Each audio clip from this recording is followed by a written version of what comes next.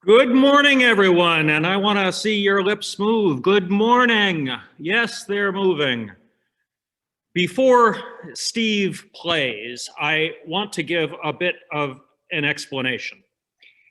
You know that from time to time I am a curmudgeon, and I call attention to words that have been edited out of our hymnal.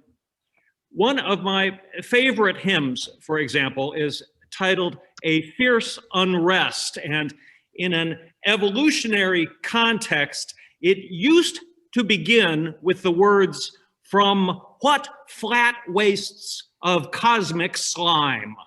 But in the new edition, that got cleaned up and edited out. No more cosmic slime. The hymn was tidied up, but I say we are the poorer for it. And then there is the hymn titled, "Bring, O Past, Your Honor." And that is what we are about to hear as our prelude this morning. As you know, as of June 30th, I will turn into a pumpkin, step down from this ministry so that I may see what good, fresh, and different trouble I can get into.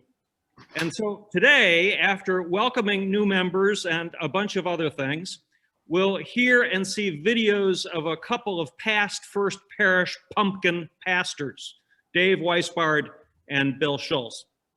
So I chose this hymn as our prelude because, yes, we honor our past, but also because the hymn used to have a verse that went like this: "Church of pure reformers, pioneers undaunted, bivouac of comrades sworn to keep our spirit free."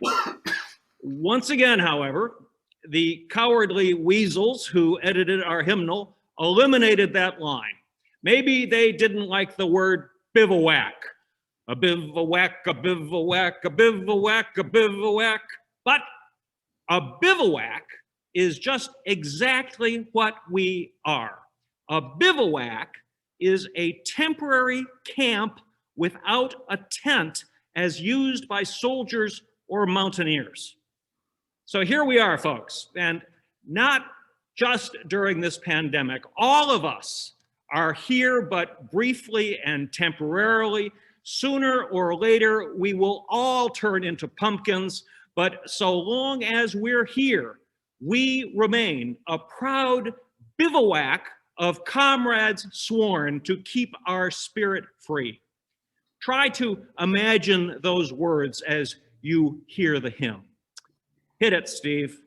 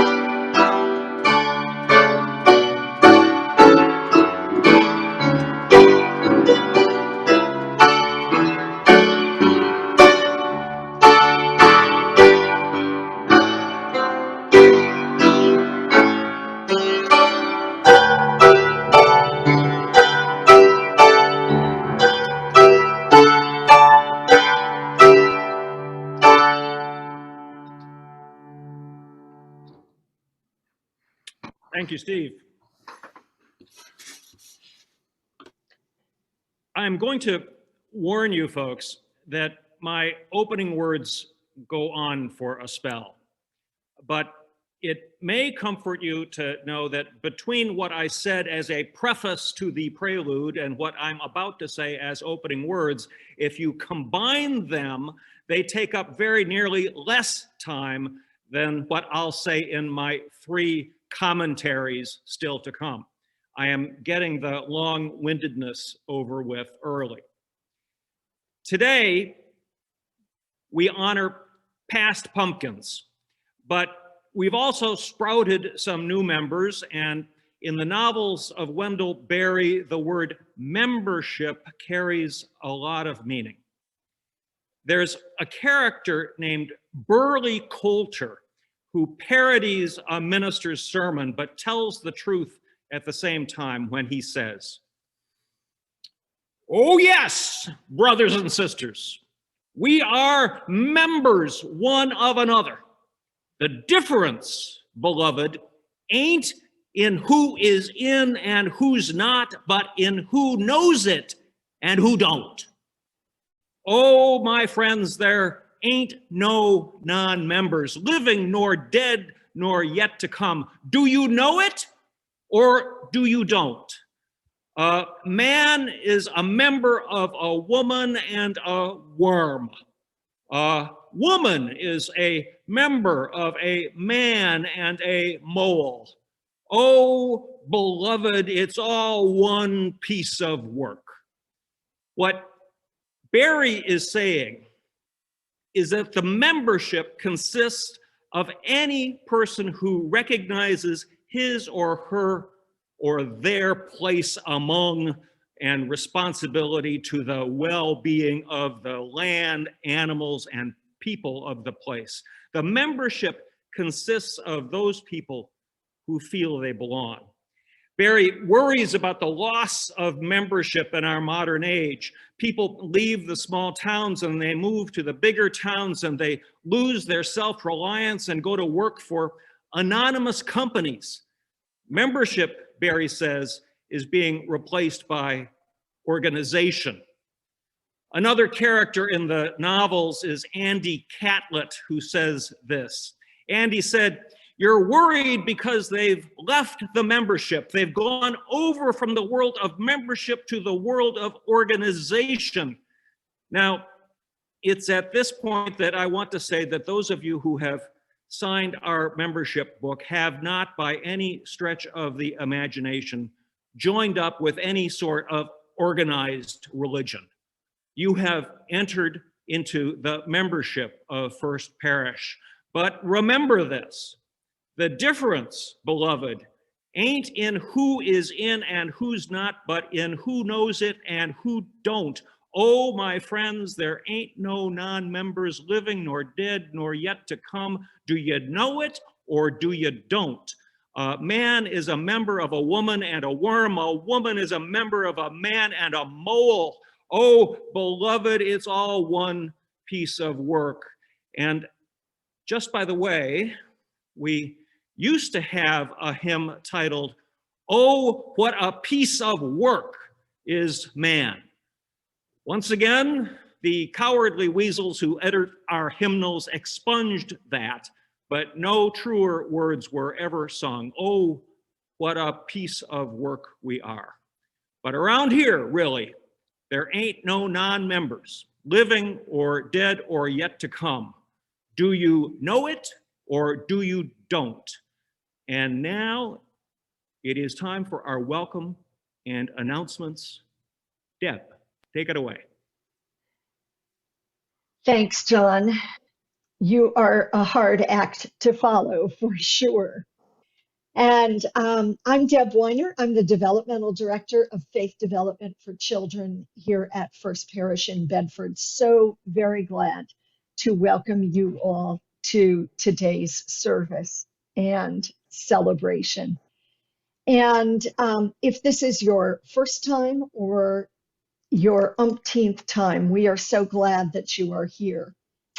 A couple of pieces of information. First of all, for newcomers, if you have come to us brand new or almost brand new or feeling new, I want to encourage you to be in touch with us. I'm putting in the chat a link, which I hope that you will click on so that we can connect with you.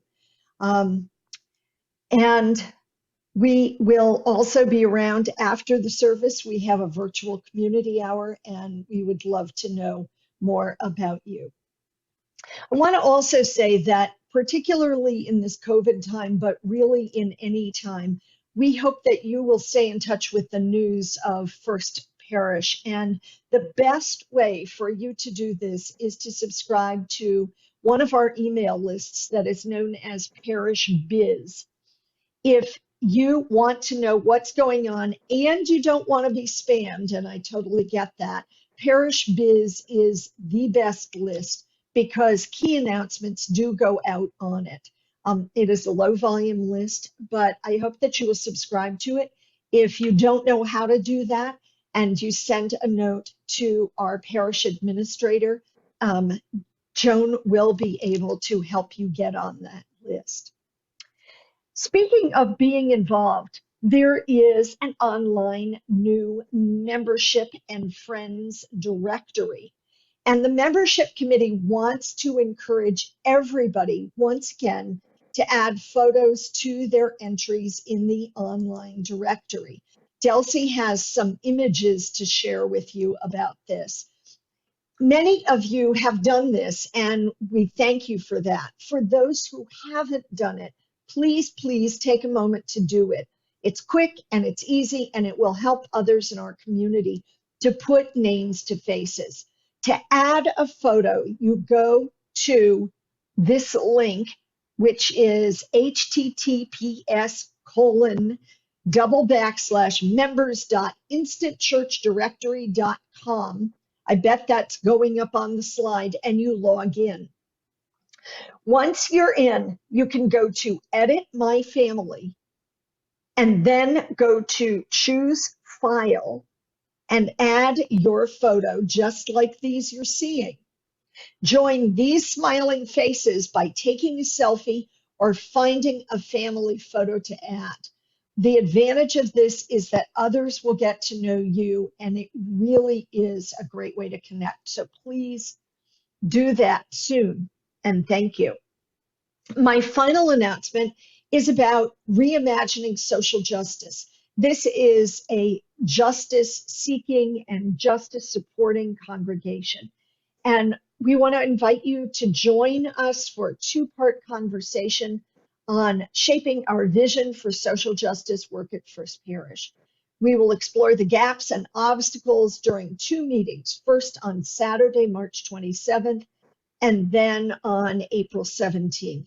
Whether you have been deeply involved in social justice for decades or you just wish that you could be more engaged, you are welcome to contribute to this discussion. So watch for more information and for Zoom links. And again, the best way to get that information is by signing up for Parish Biz. And now it is my pleasure to introduce Kath McCafferty for a stewardship moment. Kath.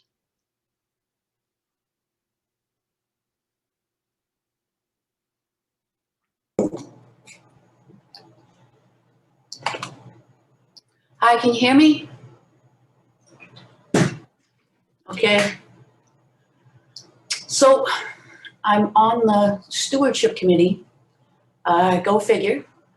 All the smart people must be busy doing something else. Our theme this year is from surviving to thriving.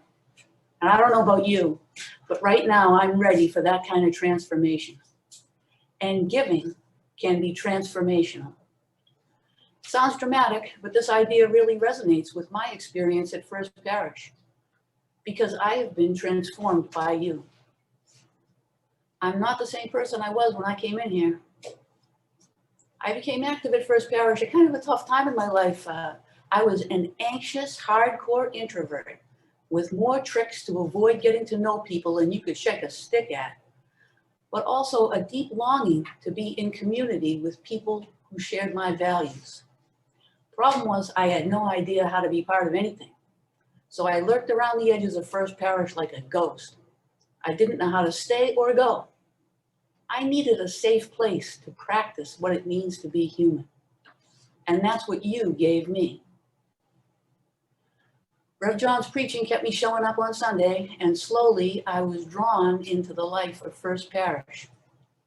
First, I got caught up in choir. I joined a small group. I made my first attempts at committees. I tried to help with events, and geez, the events, often multiple events on the same day. The concerts, the potlucks, the chili cook-off, the plant fair, the auction, the annual dinner, the wisdom tea, the haunted house, quiche and tell, cookie express, and more, all those things we miss. And I started working memorial services, sometimes for people I'd never met, and sometimes for people I had come to love. I too have been comforted and cared for by you when I was grieving. I have made some dear friends at First Parish. And somewhere along the line, I had started to think of you people as us. I've enjoyed watching wonderful First Parish kids grow up to be free-thinking and strong. I've carpooled to climate events. I've held people's phones and belongings while they got arrested at pipeline protests. I knitted this scarf, the hat that I would wear to the Women's March in Washington, up in what will now always be known as Maria's room, along with other First Parish women. Like many of you, I've fallen asleep on overnight sanctuary duty, wondering, could tonight be the night ICE comes to the door? Maria. I marvel at her and at the blessed people among us that put us on the journey to being a sanctuary church. Who among us has not been transformed by our sanctuary experience? We've been through a lot in the last 5 years. Some of it was downright traumatic. And I don't like to think about how I might have fared through the pandemic without you all.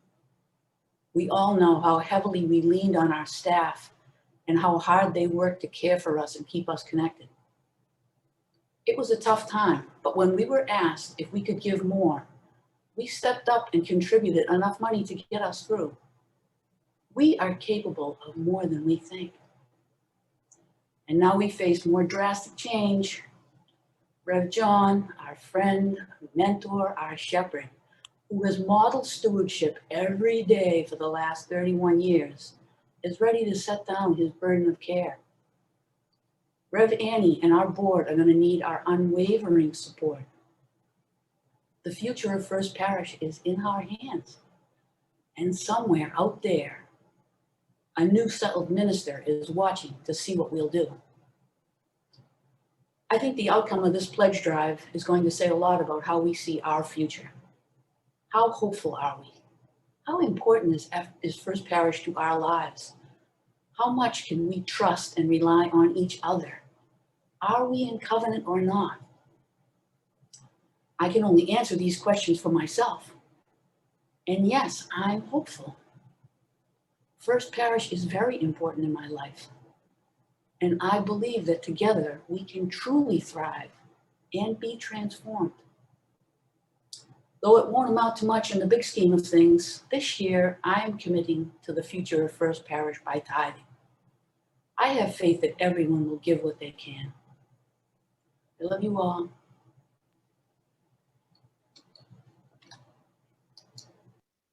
Kath, thank you so much. That was beautiful. Friends, it is a good time for us to now join in our unison affirmation.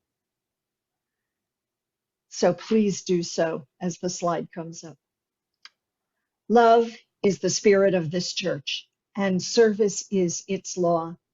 This is our great covenant, to dwell together in peace, to seek the truth in love, and to help one another. El amor es el espíritu de esta iglesia, y el servicio es su ley. Este es nuestro gran pacto. vivir juntos en paz, buscar la verdad en el amor y ayudarnos los unos a los otros. So may it be. And now we move into a time for all ages. And this is a story about belonging and a story about a Unitarian woman named Fanny Barrier Williams. Fanny Barrier Williams was a woman who would not take no for an answer and really understood what belonging was about. We are today celebrating our new members, and that is an important act for any congregation. So here is this story. Transport yourself back a long time ago, 150 years ago, when trains were new and airplanes and cars hadn't been invented, and a girl named Fanny Barrier lived in a town in New York State. She lived with her brother George, with her sister Ella, and with her parents, and she would go to school. She would play outside or go sledding in the snow in the winter, do chores, do homework, things that you probably do or have done. And on Sundays, the whole family would go to church, where her parents were leaders in their congregation. They would sing, tell stories, learn new things, do art projects, just like you've done. And even though this was a long time ago, before there were electric lights or microwave ovens or computers, many parts of Fanny's life were probably like yours, except for one thing. 150 years ago, people did not believe that all people were equal. And in fact, that is certainly still true in too many parts of this country. But back then, equality wasn't even written into the law. The law said that men were better than women, that people who were Protestants were better than Catholics or Jews, and they believed that people with light skin were better than people with dark skin. And Fanny Barrier was dark-skinned. She had wanted to study music in Boston, but she was not allowed to because of her skin. She went to Washington, D.C. to study painting, and she was told that she could not because of her skin color. This happened over and over again, and the message kept coming back, you don't belong here. When she moved to Chicago, she tried to join another club, and she was voted into the club, but other members left because of their prejudice. Fanny and her husband, who was a lawyer, joined the All Souls Unitarian Church in Chicago. This is now the Unitarian Universalist Church in Evanston, Illinois. While they were there, they helped to start a hospital where everyone would be welcome. They created a group to study art and music. And Fanny Barrier Williams was certainly not done. She helped to start a home for girls in Chicago. She started a center where people could live together, no matter the color of their skin. She became part of the group that started the National Association for the Advancement of Colored People, known as the NAACP. And along with some really important Black leaders, including Frederick Douglass, Ida Wells Barnett, Francis Watkins Harper, and W.E.B. Du Bois, they changed things. And she was not done. She also worked with women who were fighting to help women vote in this country. Susan B. Anthony, among others, because back then it really was sort of a private club. People thought that men were better than women. Women couldn't own property or have a bank account or vote in elections. That was horrible and so wrong. Time passed. In 1920, when Fanny was 65 years old, women were finally allowed to vote. And about 50 years after that, people started letting everyone vote, and everyone belonged to clubs and groups no matter the color of their skin, including churches and other houses of worship. Fannie Barrier Williams didn't live long enough to see that. She didn't live long enough to see that the United States of America had become a place where, at least on the surface, most people believe that everyone is equal. But she helped to bring change. When some groups kept people out, Fannie Barrier Williams started groups that let everyone in. For much of its existence, the church has been a place that has welcomed people. And fortunately, a lot of the people who have come in the door have decided that they like this church, First Parish in Bedford, enough to want to become members. They have signed the book and they have said that they will help to support this place, that it is important to them and to the community, and in fact, to our world, to have churches like this one here. When the laws of our country said that Fannie Barrier Williams and thousands of others couldn't belong because of the color of their skin or the church they went to, or because they were girls instead of boys, Fannie Barrier Williams worked to change the laws so that everyone could belong and would belong no matter what. And so that is what we celebrate today. The people who have said that this church is important and deserves their support, all of us together, as well as for Women's History Month, the important women who have brought that change. It is truly a great day for celebration. And that's the end of my story.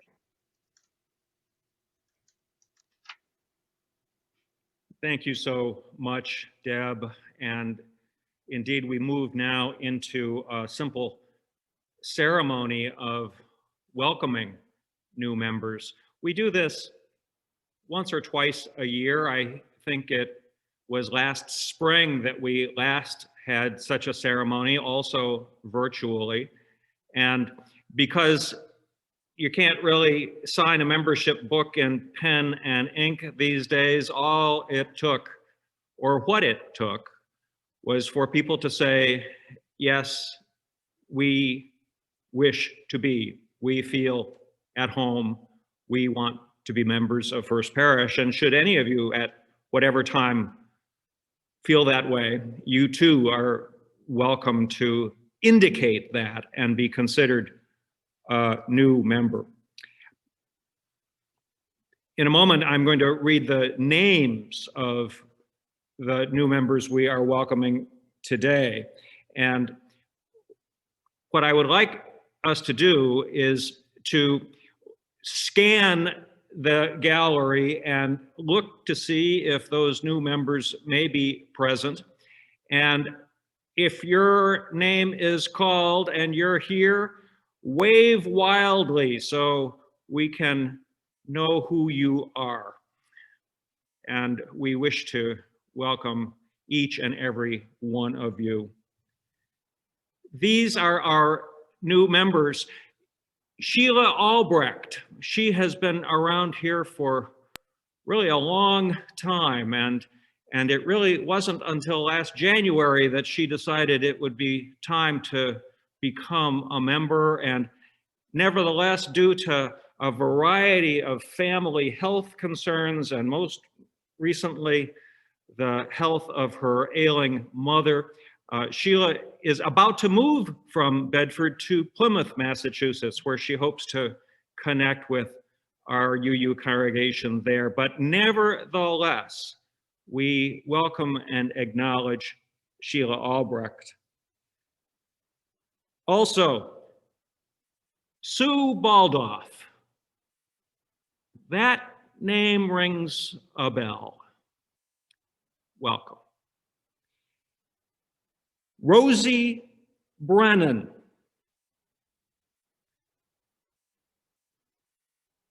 Robin Grace. Who would have thunk? Welcome, Robin.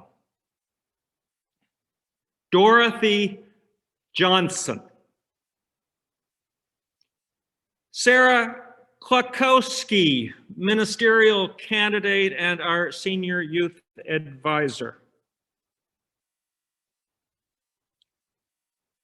Jihan Lefebvre.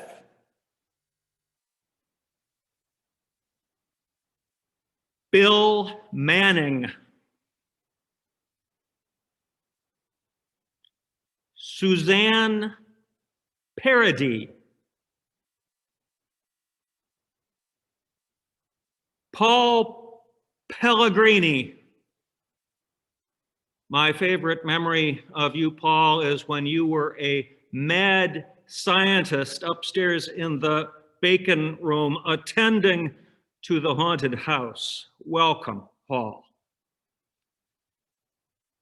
Ali Sadigpur. Ali thought he had been a member for decades and was surprised and disappointed that we did not so consider him, but he wished to be officially included in this. Welcome, artist Ali Sadigpur. Ed Schwartz, only sometimes known as the father of Jen McClain and father-in-law to John McClain. Neeti Siriram, who has so enriched our services over the years with her music, and we welcome her today, as well as her father, Sanjeev Siriram.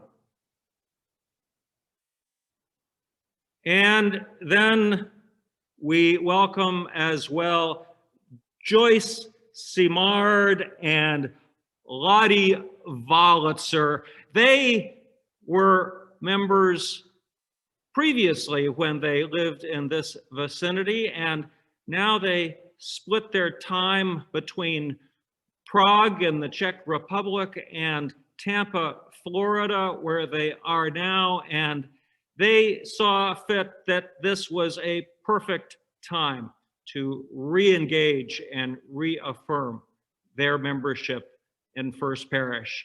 I want all of you to give it up, give some applause to these, our new members. Welcome. Annie, it's over to you. Welcome indeed. We're so glad to have you with us.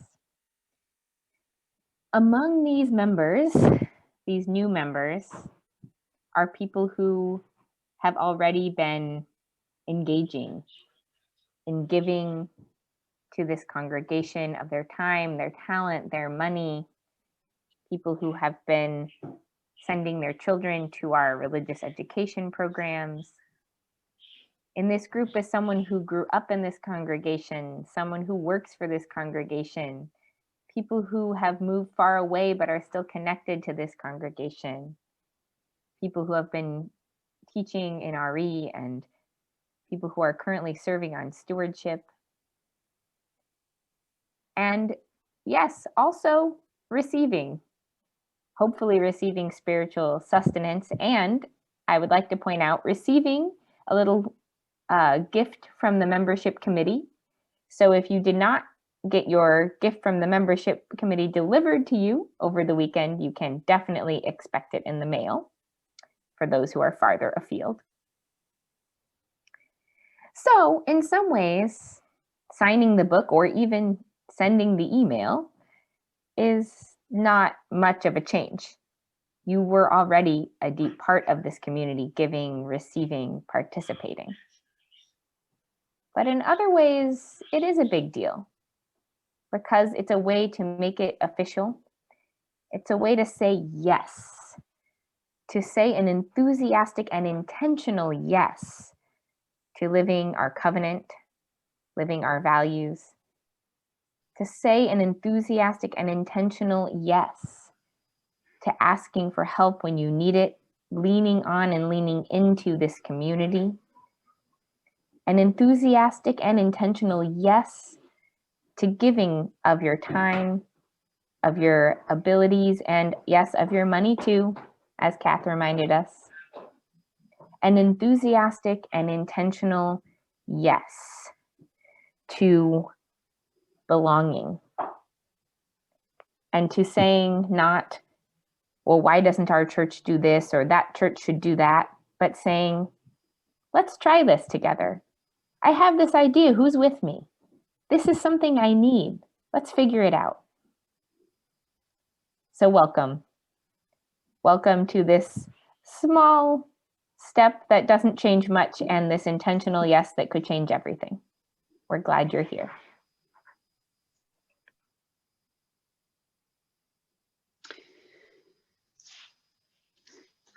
Friends, you have joined a free church, a church with a proud heritage. No creed will bind your heart or mind. Live and speak as freely as you are able, with charity, integrity, and courage. Now, if you all at home follow along with me, we welcome you into our liberal religious community. In the light of truth and the warmth of love, we gather to seek, to sustain, and to share. Let us worship together in such affection that our differences strengthen one another.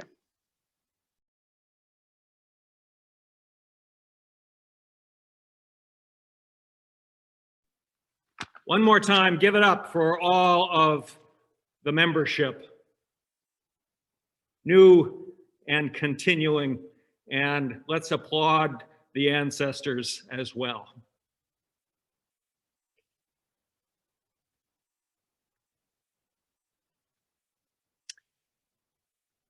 When Wendell Berry spoke of membership, he was talking about the feeling of belonging to a particular place. The land, the plants, the animals, and the people, past, present, and future. This last year, we've learned that the church really has left the building, and our membership is not limited to place. For us, the connection that endures has to do with people, past, present, and future. We are a bivouac of comrades sworn to keep our spirit free. I find myself thinking of something in Gilbert and Sullivan's Pirates of Penzance, where the major general lives in a castle and acts like the place has always been in his family, and the pirate Frederick reminds him, "But you forget, sir, you only bought this property a year ago, and the stucco on your baronial castle is scarcely dry." The general replies, "Frederick, in this chapel are ancestors, you cannot deny that. With the estate, I bought the chapel and its contents. I don't know whose ancestors they were, but I know whose ancestors they are. And I shudder to think that their descendant by purchase, if I may so describe myself, should have brought disgrace upon what I have no doubt was an unstained escutcheon." Well, I'm not sure that First Parish is an unstained escutcheon, and in fact, I had to look up escutcheon. It's a shield or a coat of arms, but I do know that ours is a proud, shared legacy of ancestors, heroes, scallywags, and pumpkins, remembered and forgotten. Some were here a long time, others but briefly, and some just arrived. All have contributed to who we are now, and just like all of you, including our very newest members, together we will move into the future and contribute to the future legacy of First Parish. And so, as we approach my pumpkinhood, I thought it could be fun to collect video greetings from past ministers and student ministers. I asked them each in 3 or 4 minutes to share a memory of Bedford, tell us what they're doing now, and then say, "Fare thee well." And hardly any of them followed my instructions. We now have a growing collection of these videos, and I'm not sure what we'll do with all of them, but today I decided we'll see and hear from 2 of them. Dave Weisbard was our minister from 1965 to 1974, and in my view, his ministry contributed greatly to who we are today. Dimples, warts, and all. There were good ministries before Dave. Our first woman minister, Anita Truman Pickett, a pioneer, came in 1937. And Dave's immediate predecessor, Robert Henry Holmes, welcomed Bedford's early Black residents and gave leadership to the fair housing movement. First Parish, nonetheless, was for a long time before Dave, a rather sleepy place. Accompanying Weisbard, there was a freshness, sense of adventure, riskiness, and creativity. And in those years, you might have heard, there were sex, drugs, and rock and roll. Say no more, say no more. Well, I'll say a little more. One of the most adventuresome and creative of our parishioners at that time, some of you certainly remember, Peg Schwerin, Mrs. Charles Schwerin, as they'd say. Peg is in our memorial garden now, but I recall soon after I arrived in 1990, Peg confided to me, "John, you're a very nice young man, but Dave Weisbard, he was really sexy." Let's see and hear from Sexy Dave now. Friends, Bedfordians, you use, lend me your ears. I come to celebrate John in this congregation, not to bury either. I arrived here in Bedford in August 1965, fresh out of theological school with little experience but a whole lot of enthusiasm. Much of what I would share with you about my ministry here can be found in Sharon McDonald's brilliant book on this meeting house and its people, in which she quoted my note. The development or enhancement of community within the congregation was the primary emphasis of my ministry. It is that by which I would ask to have my tenure evaluated. Truly rich sermon discussions, potluck suppers, and a high level of participation in the life of the church are all ways in which I believe that we successfully experience growth and depth together. I'd use Claude Steiner's parable of the warm fuzzies as a paradigm for my ministry. It's about a happy community in which everyone was given a bag of warm fuzzies upon birth.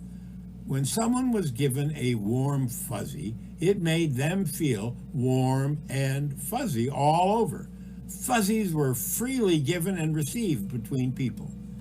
A bad witch convinced the people that they needed to jealously guard their warm fuzzies, and the nature of the community changed immediately. It became a dismal place until a young woman who was not worried about running out of her warm fuzzies came to town, and by her generous example giving fuzzies, convinced the children that they could do similarly. The author asks in conclusion, are the grown-ups going to join with the hip woman and the children in taking a chance that there will always be as many warm fuzzies as needed? When I was scoping out this congregation as a place in which to begin my ministry, warm fuzzies seemed in short supply. There was a lot of tension between the remnant who kept the church going through thin and thin, and then the newcomers who came with Route 128. Sharon pointed out that this church had few thick days in the first half of the 20th century. I envisioned myself in the role of the hip woman in the parable, a catalyst who could help the congregation see how inexhaustible was its supply of warm fuzzies. It was about revealing what was hidden. That is not to say that feeling good was all my ministry was about by any means. It was also about turning that good feeling out into the world to try to help bring about greater justice. Sharon notes that in his 1974 annual report, the chair of the Parish Committee, the perceptive John Unifeld, observed, "Our crowning achievement, I believe, has been to recognize more openly that the central component of this church is not its bylaws or its leadership or its programs or even its minister, but rather that warm feeling of family, which seems to glue it together no matter how raveled the seams become." Now, at that time, I was approached by our UU congregation in Fairfax, Virginia. I was feeling uneasy about how safe and comfortable, bordering on complacent, that I was feeling here. I made the very tough decision to accept the challenge of becoming minister of the Fairfax congregation. Another symbol of our success together was this memory book that you gave me with this big warm fuzzy on its cover. Well, I went on to serve the Fairfax congregation for 5 years. I consider my ministry there to have been a long interim. I never connected with that congregation as I did with you. During my last year at Fairfax, because we had an intern, I attended a UUA conference for interns and their mentors. One of the other interns at that 1979 conference demonstrated such a dazzling personality and rhetorical skills, I predicted that he was going to be a ministerial superstar.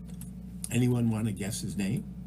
It was a right-on prediction, as you have every right to know and celebrate. You have been blessed by John's brilliant ministry, and he's been blessed by the opportunity to minister to such a responsive community. I am in awe of John's depth, breadth, creativity, mind, and heart. Now, there's some people who've referred to John as being actually my successor. I believe that's because we love this congregation similarly.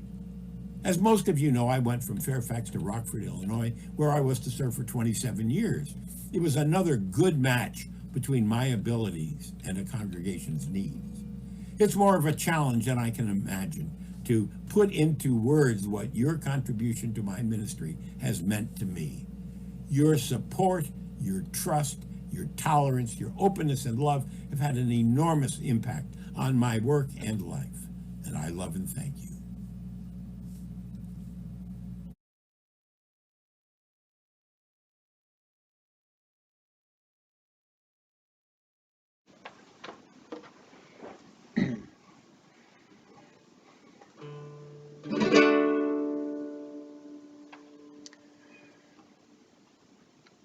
This is a song about being the best that we can be by living our principles. And I will tie it to that phrase in the welcoming of new members. In such affection that our differences strengthen one another. This song is about that. When our heart is in a holy place, when our heart is in a holy place, we are blessed with love and amazing grace. When our heart is in a holy place, when we trust the wisdom in each of us, every color, every creed and kind, and we see our faces in each other's eyes, then our heart is in a holy place. When our heart is in a holy place, when our heart is in a holy place, we are blessed with love and amazing grace. When our heart is in a holy place, when we tell our story from deep inside, and we listen with a loving mind, and we hear our voices in each other's words, then our heart is in a holy place.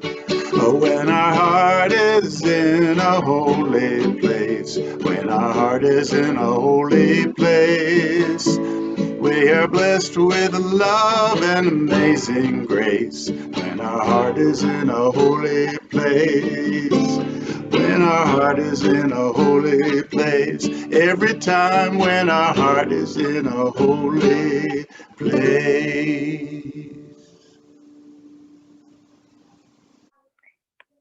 And this is indeed a community where we share our joys and our sorrows, where we support one another through these events that can happen so quickly to us, that can change our lives. And we're so glad that this community is there.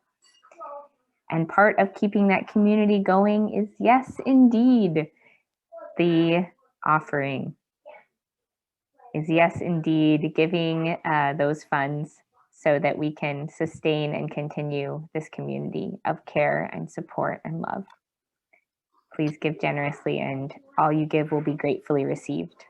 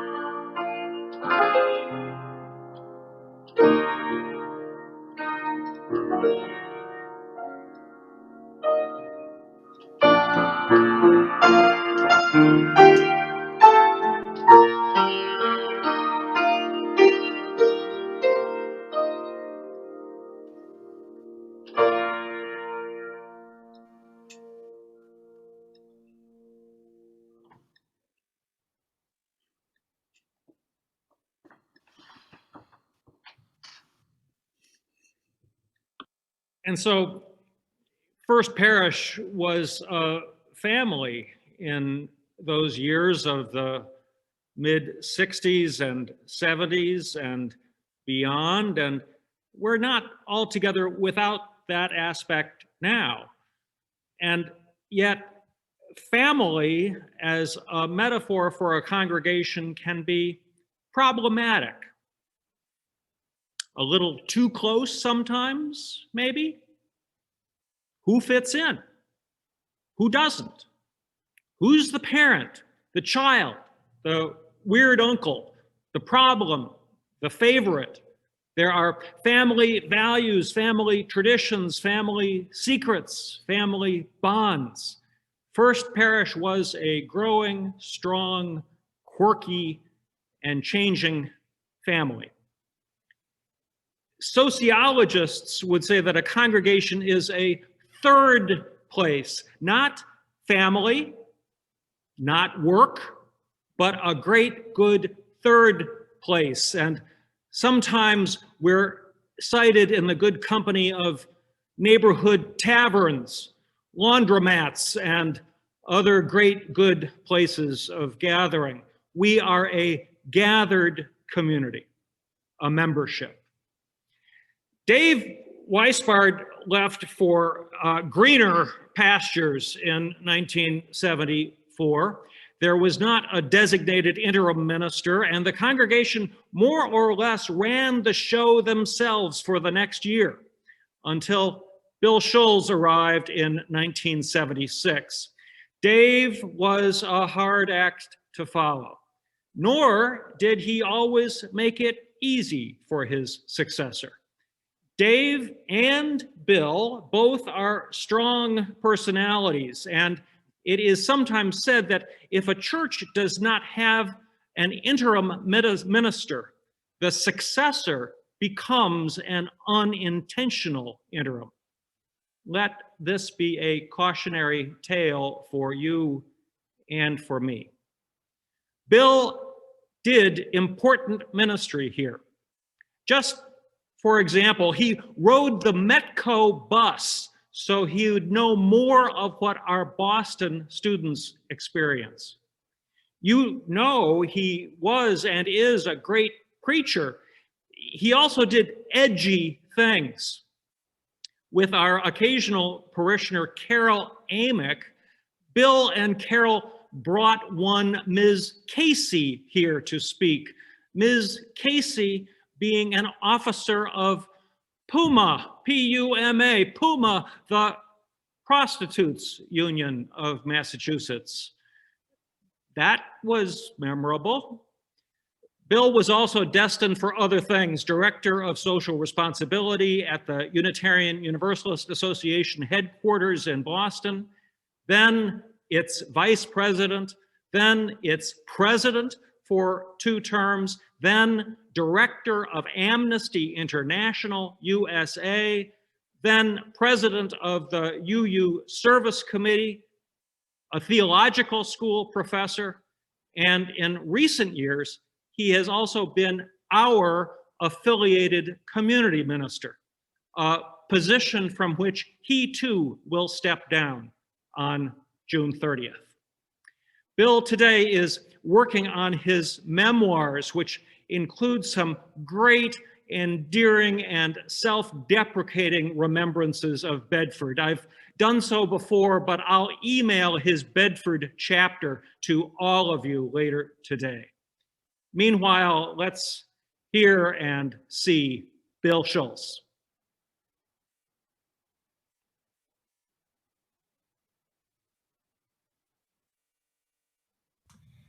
Hi, John. 31 years is a long time to do anything, and it's certainly a long time to do something well. But that is exactly what you have done at First Parish in Bedford.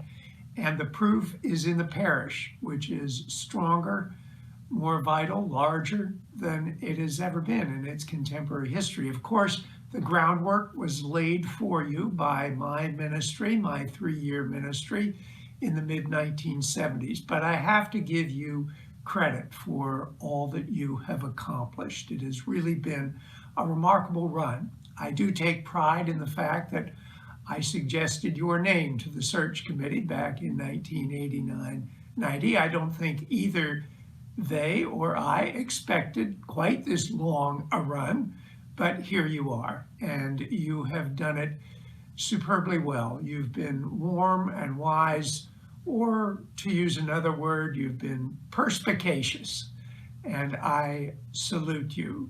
In my mind, you've only made 2 mistakes. The first was when you wore that silly little pigtail for a while.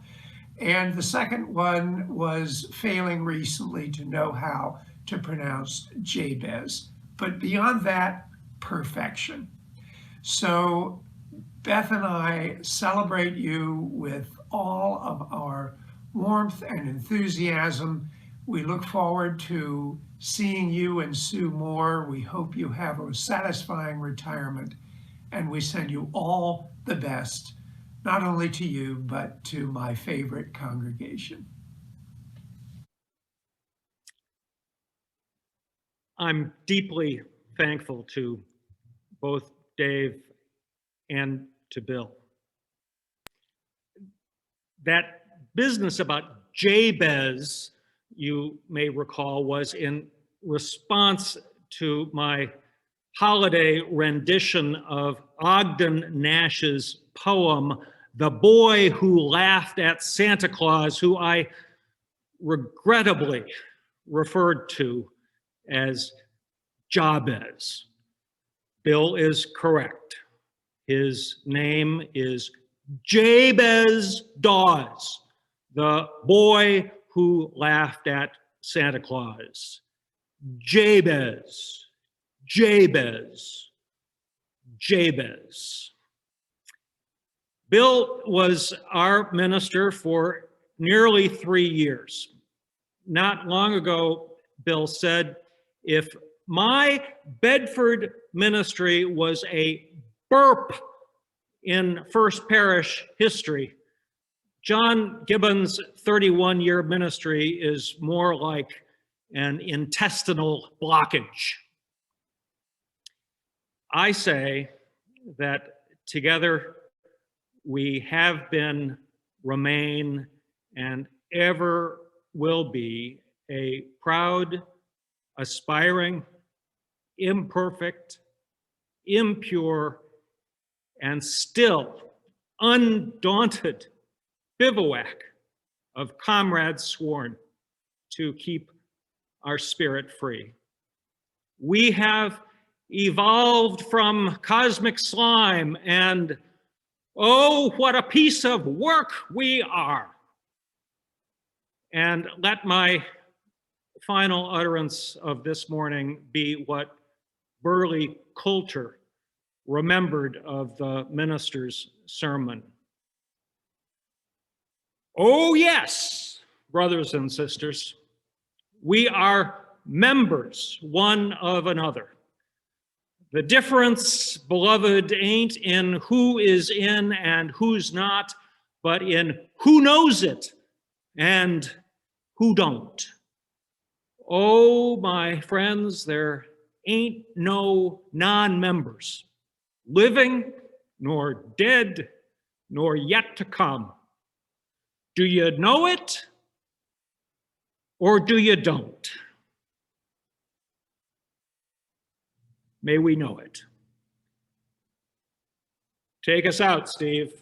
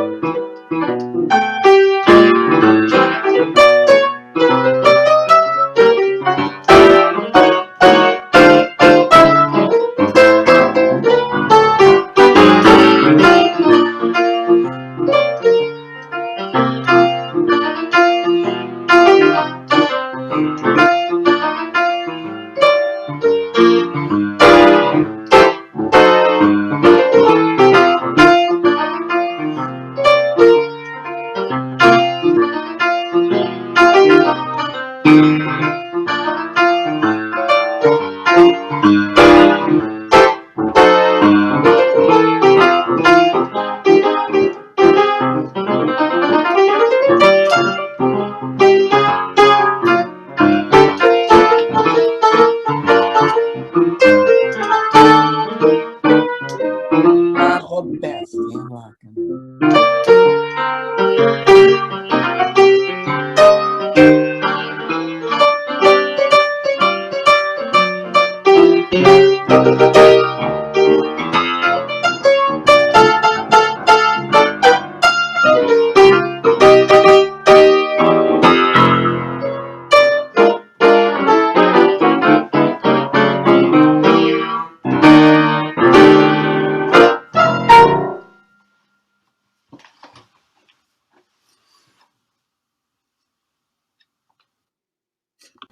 Yay, thunderous applause. Thank you. Hi, everybody. I think that you should be able to unmute.